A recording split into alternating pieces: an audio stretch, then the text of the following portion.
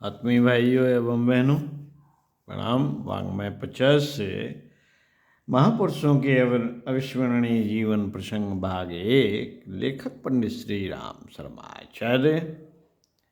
महात्मा बुद्ध के अविस्मरणीय कथा प्रसंग आपको पढ़कर सुना रहे थे। इसी क्रम में आपको पढ़कर सुनाते हैं पृष्ठ 57 से। कोई किसी का नहीं। आइए सुनते हैं। महारानी उब्बरा बहुत बीमार थीं। रत्न जटित रेशमी गद्दों पर भी उसे एक क्षण के लिए चैन नहीं मिल रहा था। पल पल करवटें बदलती और ईश्वर से शीघ्र ही प्राण हर लेने अथवा स्वस्थ कर देने की प्रार्थना न केवल वह स्वयं ही कर रही थी, अपितु परिचर्या करने वाले तथा देखने वाले भी यही इच्छा व्यक्त कर रहे थे।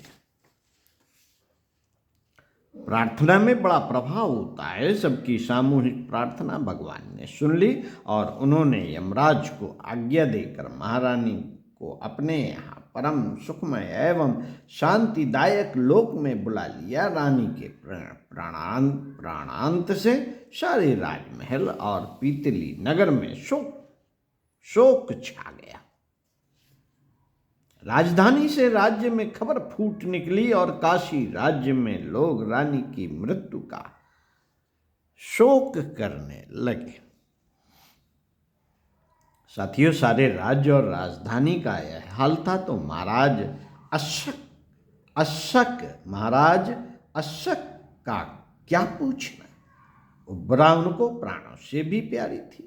उसके न रहने से वे तो बेशुद्ध पड़े हुए थे। जब कभी होश में आते तो रानी के रूप, लावण्य, बुद्धि तथा गुणों का वर्णन करते करते फिर मूर्छित हो जाते। कभी कभी मूर्छित अवस्था में भी प्रलाप कर उठते और जीवन के महत्वपूर्ण अवसरों पर उसकी बुद्धि की विलक्षणता तथा व्यवहार कुशलता के विषय में बड़बड़ाने लगते। जब अनेक प्रयत्न करने पर भी राजा को चेत न हुआ तो मंत्रियों ने रानी को तेल की नाव में रखवा दिया। क्योंकि राजा को चेत नहीं हो रहा था तो उसका दाह संस्कार कौन करता। यदि किसी प्रकार संस्कार भी कर देते तो राजा के मस्तिष्क में विकृति आने का भय था। कई दिन बीत गए। साथियों, कई दिन बीत गए। राजा न उठता न बैठता, दिन रात रोता चिल्लाता विलाप करता रहता। भाई बहन, नाते रिश्तेदार, मित्र, अमात्य, आचार्य, पुरोहित, कुलगुरु सभी शरीर की अनित्यता और संस्कारों व आत्मा के आवागमन की बात समझाते, किंतु उसकी समझ में कोई बात ना आती और वह विलाप करने लगता। मित्रों, रानी उब्बरा वास्तव में बहुत ही सुंदरी, गुणवती और व्यवहार कुशल थी। वह राजा को एक कुशल मंत्री के समान परामर्श देती थी।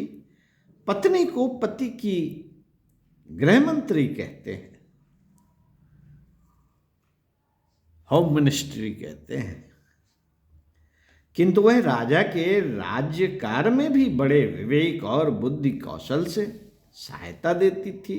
अतः राजा का शोक व विलाप करना भौतिक व सांसारिक दृष्टि से ठीक ही था। रोते पीटते कई दिन बीत गए। राजा न कुछ खाता पीता और न सोता। लोगों को बहुत चिंता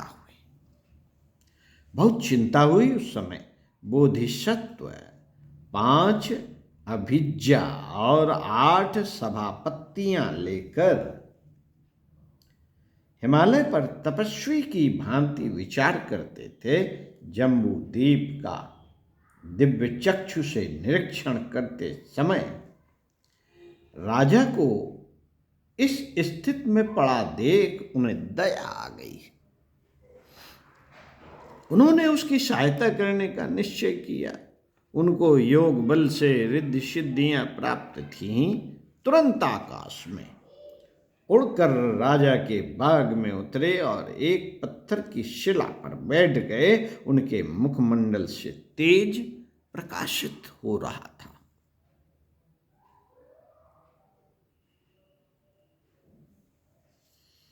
दूर से ही देखने वालों को उनके तेज से दिव्य आत्मा होने का आभास होने लगा। मालवक नामक एक पीतली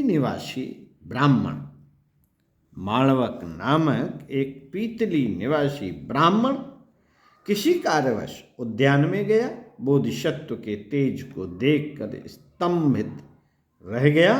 फिर प्रणाम करके प्रयोजन न होते हुए भी दिव्य पुरुष जान उनके पास पहुंचा। बोधिसत्व ने तो अपने योग बल से उसे बात करने के लिए, अपना काम निकलवाने के लिए बुलवाया ही था।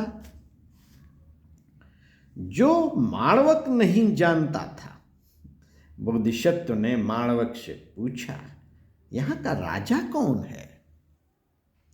राजधानी में इस प्रकार शोक और निस्तब्धता क्यों छा रही है? मालवक ने कहा, बनते यहाँ का राजा अशक है। अपनी पटरानी की मृत्यु के शोक में विकल, शोकग्रस्त विलाप करता हुआ पड़ा है। खाना पीना सोना सभी छोड़कर अपने ही प्राण गंवाने की तैयारी कर रहा है। उसी के शोक से इस नगर में भी स्तब्धता और शोक का वातावरण छाया हुआ है। बोधिसत्व ने कहा, क्या राजा धार्मिक है? उसका प्रजा के प्रति व्यवहार पुत्रवत है। प्रजा की रक्षा व भलाई के लिए सदैव तत्पर रहता है। मालवक ने कहा, हाँ भगवान, महाराजा महान धार्मिक हैं, किंतु अपनी पत्नी की मृत्यु के कारण सदैव रोता पीटता रहता है। आज 7 दिन से उसने अन्न जल ग्रहण नहीं किया। आप महापुरुष हैं, महान आत्मा हैं, हमारे राजा को इस कष्ट से क्यों दूर नहीं कर सकते? आपके होते हुए राजा ज्ञानी की बात इस प्रकार सांसारिक कष्ट सहे, यह उचित नहीं। आप अवश्य ही उनको ज्ञान का उपदेश करके दुख से छुड़ाइए। बोधिसत्व ने कहा, हे भंते, हे ब्राह्मण, मैं राजा को नहीं जानता और न ही मैं राज प्रसादों में जाता हूँ। यदि वह आकर मुझसे मिले और पूछे तो मैं उसकी भार्या के जन्म ग्रहण करने का स्थान बताकर उससे बातचीत करा दूंगा। बोधिसत्व बोले, अवश्य आप राजा को लाइए। बोधिसत्व ने कहा, बातचीत करा दूंगा। तो मालवक ने कहा, भंते, तो जब तक मैं अपने राजा को समझा बुझा कर यहाँ लेकर आऊं तब तक आपको यहीं विश्राम करना होगा। बोधिसत्व ने कहा, अवश्य आप राजा को लाइए, मैं यहीं विश्राम करता हूं। बोधिसत्व से वचन लेकर मालवक राजा के पास गया। सारा वृत्तांत सुनाकर राजा से उसने प्रार्थना करी, ऐसे महात्मा जिसे दिव्य दृष्टि प्राप्त है, अपने योग बल से आपको रानी से मिलाकर बात करा सकते हैं, ऐसे व्यक्ति से मिलकर इस अवसर से अवश्य लाभ उठाना चाहिए। राजा माणवक की बात सुनकर बहुत प्रसन्न हुआ और महात्मा के योग बल एवं प्रतिभा की बात सुनकर पैदल ही उनके पास जाने को तैयार हो गया। राजा इतने दिन से शोकातुर पड़े रहने के कारण बिना अन्न जल के रहने से अत्यंत निर्बल हो गया था। अतः सबने समझा बुझाकर राजा समझा बुझाकर सवारी पर जाने को तैयार कर लिया। साथियों, पालकी में सवार राजा माणवक और अमात्यों के साथ उद्यान में पहुंचा। वहां बोधिसत्व बैठे उनकी प्रतीक्षा कर रहे थे। राजा ने पहुंचते ही बोधिसत्व को प्रणाम किया और आतुरता से निवेदन किया, भगवान, क्या आप सचमुच यह बात जानते हैं कि देवी उबरा कहाँ है? उसने कहाँ जन्म लिया है? बोधिसत्व ने कहा, हाँ महाराज, यही नहीं, मैं उसकी आपसे बात भी करवा दूंगा, आपको उससे मिलवा भी दूंगा। राजा विचारों के उतार चढ़ाव में बहने लगे। उबरा के प्रेम में अतीत की बातों का स्मरण करके उससे मिलने के लिए आतुर होकर बोले, महात्मा, बतलाइए कि वह कहाँ पैदा हुई।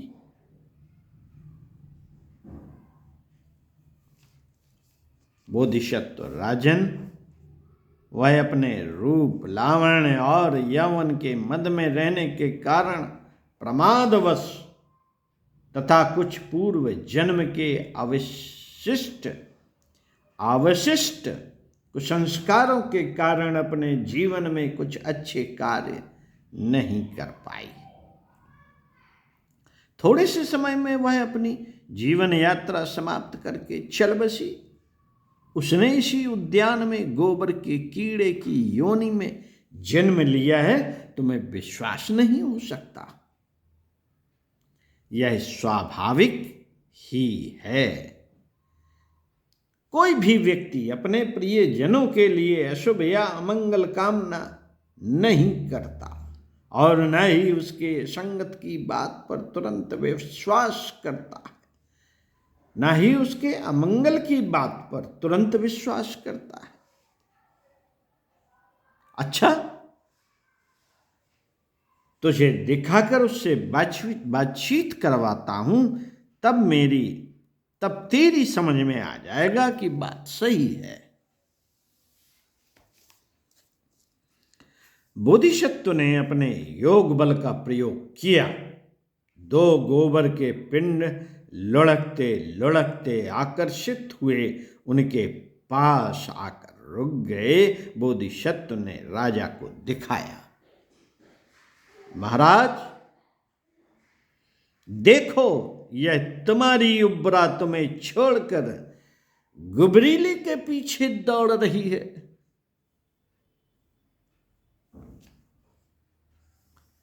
राजा बोले, भंते, मुझे विश्वास नहीं होता। कैसे उबरा ने गोबर के कीड़े की योन पाई? तो सुनो, बोधिसत्व ने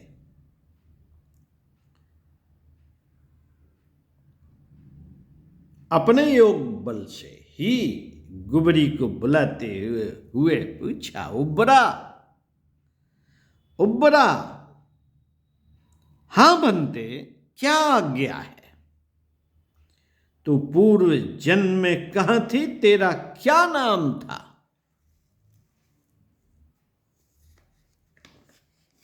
भंते, मैं अशक राजा की पटरानी उबरा। इस समय तुझे राजा अशक प्रिय है या यह गुबरीला? भंते, पूर्व जन्म में वह मेरा पति परमेश्वर था। उसके साथ में इसी बाग में रस, रूप, गंध और स्पर्श का आनंद लेती हुई, विहार करती हुई प्रेमोन्मत्त हो जाती थी। अब यह हमारा नया जन्म है। इस जन्म में उससे हमारा क्या संबंध? अब तो हमको यह गुबरीला ही प्रिय है,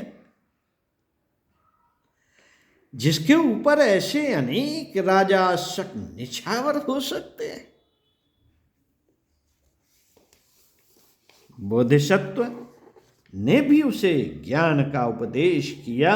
उन्होंने समझाया, राजन, इस संसार में कोई किसी का नहीं है। ये सब जितने प्राणी दिखाई दे रहे हैं अपने अपने संस्कारवश जन्म धारण करके नाटक के पात्रों की भांति कार्य कर रहे हैं। समय पूरा होते सभी अपनी काया को पुराने वस्त्र की भांति छोड़कर अपने कर्मों के अनुसार नई योनि को नए वस्त्र की भांति प्राप्त होते हैं। यह शरीर अनित्य है, इससे मोह करना व्यर्थ है। आत्मा अजर है, अमर है, उसका शरीर से तभी तक संबंध है जब तक वह उस देह में है। मित्रों, जिस प्रकार नाटक का पात्र जिस समय राजा का लिबास पहन लेता है वह राजा बन जाता है, और थोड़ी देर में विदूषक के कपड़े पहनकर आपको हंसी से लोटपोट कर देता है।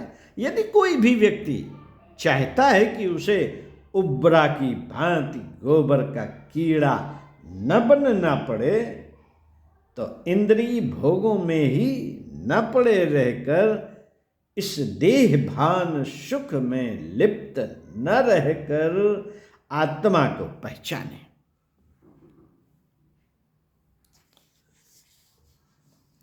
प्राणी मात्र में ईश्वर का दर्शन करके प्रेम, सेवा, दया, न्याय, परोपकार आदि में मन लगाकर कार्य करें और जीवन सफल बनाएं। राजा अशक को अब ज्ञान हो गया था। बोधिसत्व को प्रणाम करके राजमहल आकर रानी की देह को निकालकर मिट्टी की भांति उसका संस्कार किया और अनासक्त भाव से राज्य करने लगा। ओम शांति शांति शांति। स्वाध्याय, सत्संग, चिंतन, मनन करने योग्य जरूर किया कीजिए। कुछ भी अच्छा पढ़ने और सुनने के बाद चिंतन मनन आवश्यक है। ओम शांति। प्रणाम।